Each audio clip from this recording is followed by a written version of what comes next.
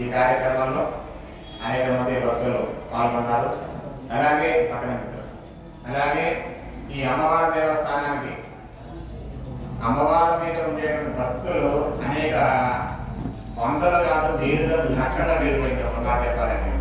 మరి అటువంటి పక్క పోటీలో మరి హైదరాబాద్ వారు ఆయన మంచి సంస్కృత పండితుల్లో దాదాపుగా 84 సంవత్సరాలు సంస్కృతంలో అనర్గళంగా ఎన్నో స్తోత్రాలు ఎన్నో రచన చేశారు.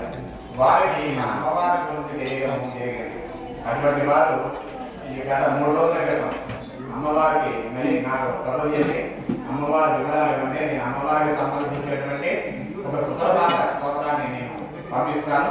అది అమ్మవారి సన్నిధిలో మీకు నచ్చిన రోజు ఎప్పుడైనా సరే ప్రారంభం చేయండి అన్నారు. నాకు నచ్చడం కాదు, అమ్మవారికే నచ్చాలి మొట్టమొదటిగా. ఈరోజు ఇంత కార్యక్రమం జరిగింది కాబట్టి మరి ఈ కార్యక్రమానికి మరి అనుకోకుండా వచ్చినటువంటి సీనియర్ సివిల్ జడ్జి శ్రీ గౌరవనీయులు శ్రీ పవన్ కుమార్ గారు మరి వారి చేతుల మీదుగా ఈ 2 స్తోత్రాలని ఆవిష్కరణ చేయబోతున్నాం.